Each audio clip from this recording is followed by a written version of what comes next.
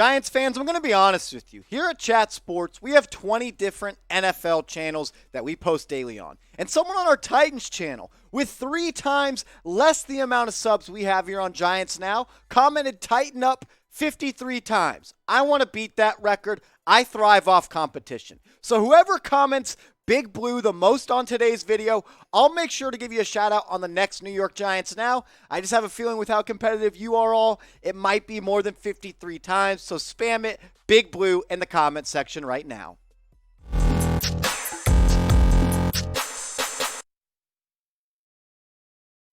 What's going on, Giants fans? You're watching New York Giants Now by Chat Sports. I'm your host, Marshall Green, and in today's show, we're going to break down day 3 of OTAs. The Giants had their 3rd OTA practice today. We got a lot to get to, from people that weren't in attendance, that were in attendance, that didn't participate. Interesting quotes from Brian Daboll, Mike Kafka, and Kadarius Toney was in the building. We'll also go through some highlights, and we'll break down the starting offense and defense that was out there. But first, the guys that were not in attendance: Richie James, Wan'Dale Robinson, and Dexter Lawrence were the only 3 Giants not in attendance. Richie James and Dexter Lawrence, they were excused for personal reasons. And Wan'Dale Robinson, he was at some mandatory rookie seminar, so none of these guys just skipped out on practice. But there were some people that were limited participants, and that starts with Andrew Thomas, the franchise left tackle. He's still rehabbing from that offseason ankle injury. Blake Martinez, he's rehabbing from the ACL. Quincy Roche, Cam Brown, TJ Brunson, Richie James, and Austin Proehl. Those were the 7 players that were limited participants at Giants Day 3 of OTAs. And there was 8 players that were non-participants. They were wearing these red jerseys. Well, they weren't even jerseys. They were just red shirts. They were honestly kind of cool. They said Giants on the front. They were Nike, had the check, had their number, and even had their name on the back. Kenny Golladay, he didn't participate at all in practice. Maybe it's just because they want to hold him out and he doesn't want to get hurt. Not too much details on that. We'll make sure to keep you up to date. Kadarius Toney was there, rocking that red jersey. He was a non-participant, but he participated on the side, did some catching drills, worked with Sterling Shepard, Matt Peart, Nick Gates, still recovering from that nasty leg injury, Colin Johnson, Jamil Douglas, and Rodarius Williams. Those were the non-participants in today's practice, day 3 of Giants OTAs. I like the hit rate of people that were there. The fact only 3 people weren't there and they were all excused, that's awesome. I like that players are buying into voluntary workouts, because voluntary means you don't have to be there. But when you are, you're voluntarily making the Giants better, and that's awesome that they were there. And look, I've been a little bit hard on Kadarius Toney, so I want to show him some love. This was the picture of the shirt I was talking about, Giants underline number. I love the classic Giants logo with the name and italicized and underlined. He was there. He was life of the party. Mike Kafka had some cool things to say about him. We'll break it down. I've been tough on him. There was rumors he wasn't there the first couple of days, but who cares, because he was there today. So let's show Kadarius Toney some love. He was in the building. Spam 89 in the comment section. That's his jersey number. I want him to feel the love of everybody watching today's Giants Now video by Chat Sports, because look, if Kadarius Toney is good, that means this Giants offense is going to be good. Toney has all-pro potential and can really lift this offense off the floor and make him one of the most explosive in the NFL. So type 89 to show some love and to congratulate Kadarius Toney for showing up to voluntary OTAs.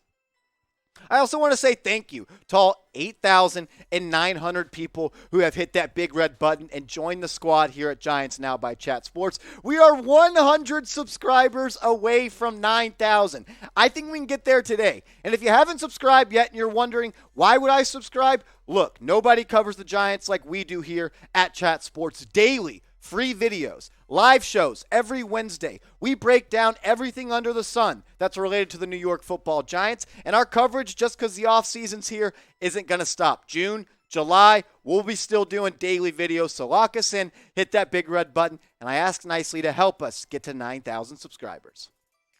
The biggest takeaway when I listened to what Brian Daboll and Mike Kafka said in their press conferences and watching the highlights and all the different things that happened at OTAs today, the Giants, they want to be an explosive offense. They want to get away from that mantra and rhetoric that Jason Garrett had with the Giants offense last year, where they played not to lose, to not make mistakes, and to try to back into wins. That is out the window. The new is in. The Giants, they want to be explosive. They want to put up points on the board. They want to take risks, and they want to reap the benefits of taking those risks. One of the biggest takeaways I had, Dan Duggan, we'll show a couple tweets of his during today's show. He said there have been a ton of empty sets in pre-snap motion in the offense. That is just music to my ears. Pre-snap motion. All Giants fans know we didn't use any of that under Jason Garrett. He said a healthy Saquon is going to catch a ton of passes. Jones was getting the ball out quick, a lot of RPOs. So when he says a ton of empty sets, that means Daniel Jones in the shotgun by himself. No running back to his left, but with 4 receivers out wide, or even 5 receivers or 4 receivers with a tight end. Almost like a spread offense type of look. This is going to be a brand new Giants offense. I think you're going to like it, Giants fans. He also said this, and I thought this was pretty cool. Saquon was lined up in the slot on one play with Matt Breida in the backfield and ran a deep post. Julian Love did intercept the Daniel Jones pass on that play, but he doesn't believe Saquon was the target. He also said Tyrod Taylor, or Tyrod Taylor, however you want to say it. I don't even think he knows how he wants to be said. He said Tyrod Taylor had the throw of the day, a bomb to Robert Foster over UDFA cornerback Zion Gilbert. Look, the offense the Giants are going to run this year, it's going to be vastly different than what we saw under Jason Garrett, under Freddie Kitchens, and under Joe Judge. This is going to be a very spread out offense, speed and space, and I think they're going to throw the ball more than they actually are going to run the ball. And Daniel Jones has been told by Brian Daboll in practice to let it rip, be aggressive, take shots downfield. This is the full quote that Daboll had to say, or Dabes as they like to call him on DJ. It's the same thing with Daniel. I'll tell him to fit some tight throws in there. If you go out there and throw a few picks at practice, no sweat. That's why we do this, to see what we can and can't do. As a quarterback, if you're Daniel Jones, you have to love what Dabes is telling you to do. Be a gunslinger. That's what he was at Duke. He threw the ball all over the yard. His rookie year, 24 touchdowns, 12 interceptions. He was a risk taker. And today at practice, he was that. He threw the ball deep. He was 8 of 11 in 11-on-11 drills. He did have that one interception on a deep pass that was intercepted by Julian Love. But I love the fact that Jones is being himself, taking shots, taking risks, being a quarterback. It's hard to play quarterback when your offensive coordinator tells you, don't take risks. Be cautious. Don't be a gamer. Daniel Jones is a gamer, and he's going to unlock that this year. Whether it's good or bad, he's going to be able to say he went down swinging. Another note from OTAs that I thought was really important is that Mike Kafka has been the one calling plays so far. We've heard that Kafka might be the offensive coordinator once the NFL season gets here, but for him to already be getting those reps under his belt, I think that's great coaching and great teaching by Brian Daboll. Let Mike Kafka work through the OTAs and be the play caller. Kafka did say he understands that at any time, Brian Daboll can take the play calling duties away because it's his team. I think Daboll and Kafka have very similar thought processes on what the offense is supposed to be. Spread out, speed and space, adjust your offensive game plan to the personnel you have, and then do what you have to do. Don't be a cookie-cutter offense where you make the players adjust. No, adjust to your players. And speaking of the players, Mike Kafka, he raved about Kadarius Toney and what he can do for this offense and the type of person he is. This is what he had to say. He's been really attentive in meetings. He is doing all the right things on and off the field. I love his personality. He is one of those guys that brings a smile to the room. He has a bright personality. He has been great to work with. He is a dynamic player. He has playmaking ability on the perimeter, inside, downfield, and in short area. He is one of those guys you look to make plays for. And you're damn sure right, Mike Kafka. Get Kadarius Toney the ball. If you got to force feed him the ball, do that. Jason Garrett didn't do that enough. He tried to just make it cute and give him an occasional jet sweep. No.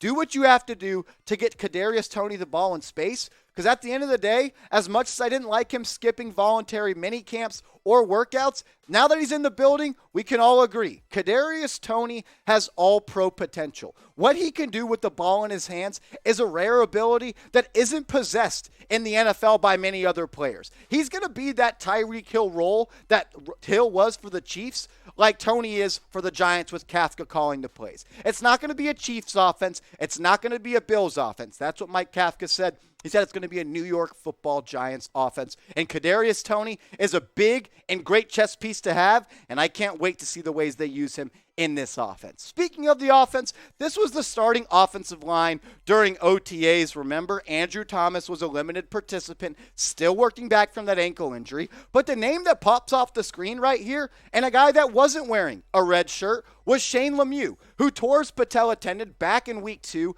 of the NFL season. And he's already back, and he's already starting for this team.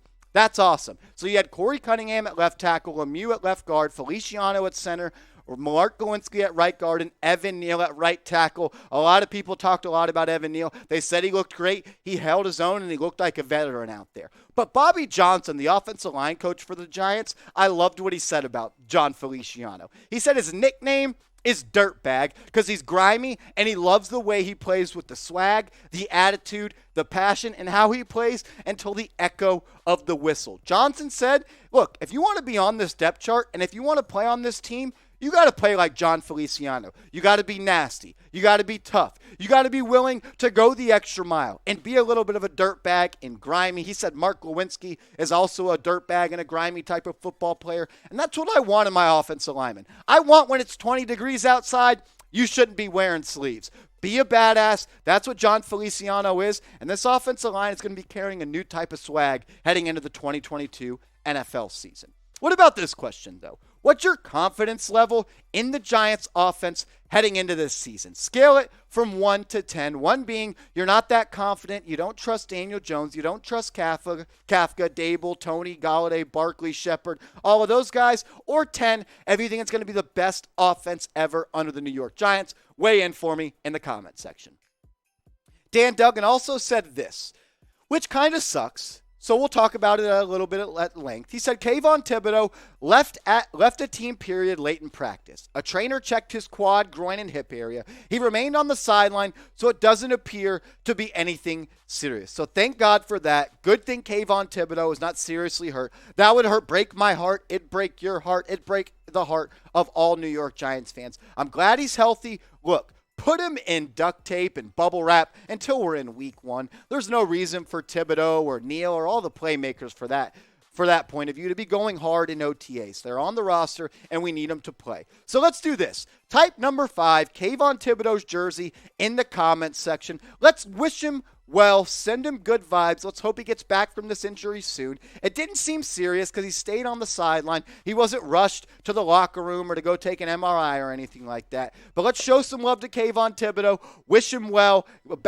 Get him back on the field for a speedy recovery. Type number 5, his jersey number, in the comments section.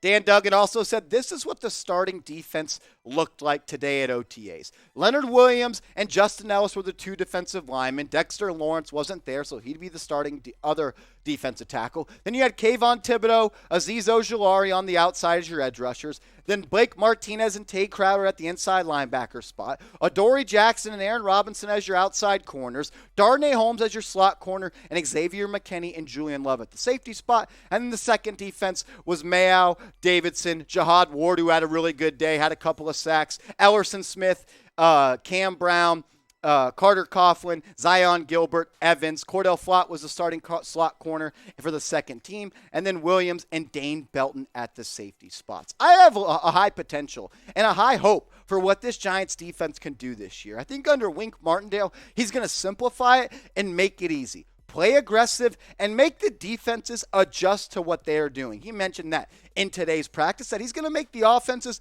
adjust. We're not going to adjust to offenses. We're going to play fast, physical, blitz, and make you uncomfortable as an offense. I also thought this was pretty cool. Azeez Ojulari, he looks pretty rocked up right there, man. Second year out of Georgia, had a rookie season where he had 8 sacks. He added 10 pounds of muscle in the offseason. Last year, he said he played at 245 pounds. Now he said he's sitting at 255. So a stronger and faster Azeez Ojulari on the opposite side of Kayvon Thibodeaux with Leonard Williams and sexy Dexter Lawrence on that front 4.